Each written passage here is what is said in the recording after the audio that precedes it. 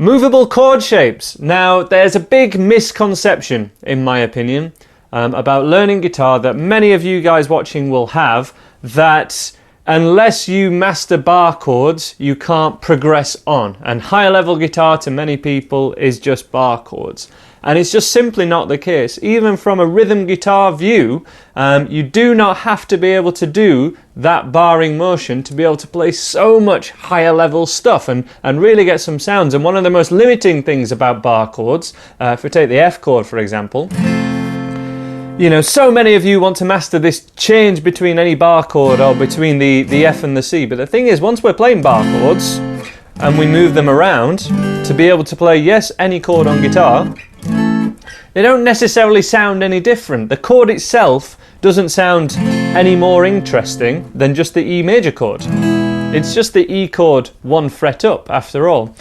So one of the most interesting things we can do to get a great sound that's really kind of straightforward really, is to play certain open chord shapes higher up the fretboard. Now the ones that I demoed at the beginning of this video were based on the C major chord, but importantly we have to add the little finger at 3rd fret of the thinnest string. And once we're doing this, and as long as we're right on the tips, preferably, I do encourage having this thumb over the top, but when we do that we need to be right on the tips of our fingers. What we can do is move this 2 frets up. So this is the C chord, move it 1 fret, 2 fret. And we're now playing a version of a D chord. It's similar to a D sus2, but the important thing is we're using a C shape, but it sounds like a D chord, and the way you can keep track of this just really easily is wherever the root note is. So on the C chord, the 3rd finger's on the root note here on the C note at 3rd fret of string 5. When we move this shape 2 frets up, we're at 5th fret, and that is a D note. And there is a much cooler sounding D chord basically. We can do the same thing if we move that 3rd finger and keep the same shape going all the way up to 10th fret. And that same C shape is still there. All the proportions between all the fingers are the same, but we are playing some more notes, and most of those notes are that of a G chord. But we are also having some open strings, but the root note is at the same place. This one is a G, that's a D major chord, and then a C chord. Much more prettier sounding than just going G, D, D, C, C, D, D, G, G, D, D, C, C, D, D. We can use this same trick to play an E minor chord as well. We just slide up from the D, which this one's at 5th fret. My apologies, I haven't got inlays on my guitar. I'm working on that, trying to find a new guitar for this really. It's higher fret stuff. But we're going to move this up to 7th fret. So this is 3rd finger at 7th fret. This is where my dot is. What we need to do here, this one's not going to sound too good basically, which can happen when you move chords higher up the fretboard. So what we need to do is the 1st finger is going to move to string 4. And then this becomes, with the 3rd, little and 1st finger on only, this becomes an E minor chord. And you can actually strum all 6 strings.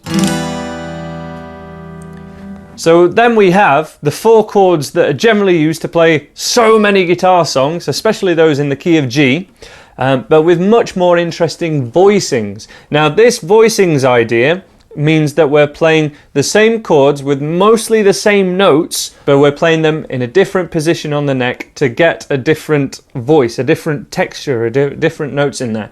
This is different to inversions, which I'm going to be covering in a separate lesson. Inversions tends to refer to perhaps sticking to the triad and going between different triad shapes like this. That's more of what inversions are at a true intermediate level. What we're doing here is just moving open chord shapes up, higher up the neck.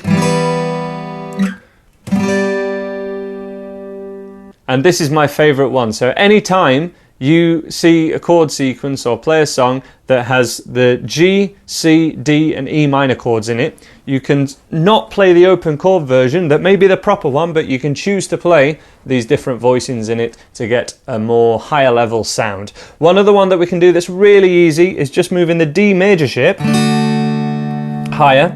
Now this one you can get some really cool effects even just by sliding it again 2 frets.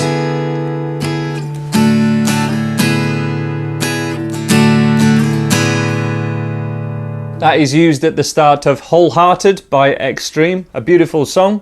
We can also move it up, and in that song it goes to the first fingers being at 5th fret. So this is a D chord with the first finger as 2nd fret. Move that to 4th fret, and then 5th, and then also 7th as well. Now the root note of those chords, the root note would be here at the open D string, so when you move it 2 frets along, it's at the 2nd fret. At the 5th fret, it's at the 3rd. It's just always 2 frets back from your first finger.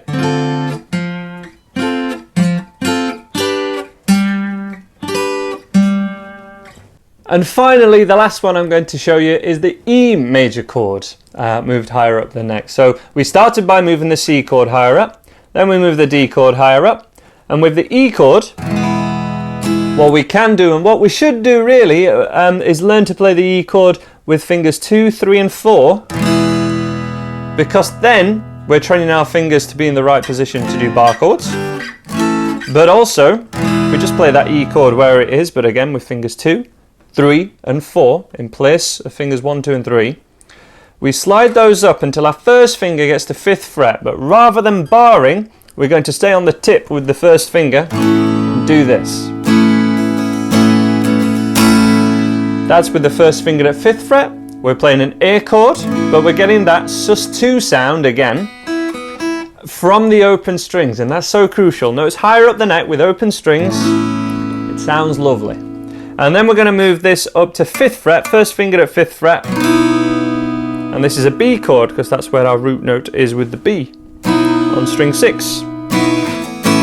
I learned how to do this in The Blower's Daughter by Damien Rice.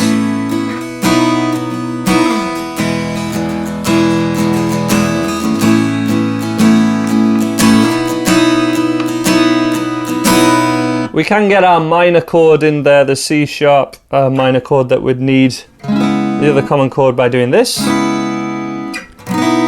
And then we can track it all the way down, just using the root notes of a major scale as our root notes.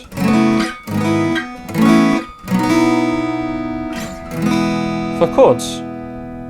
If that was something that sparked your interest and you're really into that kind of thing, there's much more of it in my Improver course, which is the orange book over there, and I'll make sure I leave a link on the screen to that. Thank you so much for watching, and I hope you enjoy moving your chord shapes higher up the neck.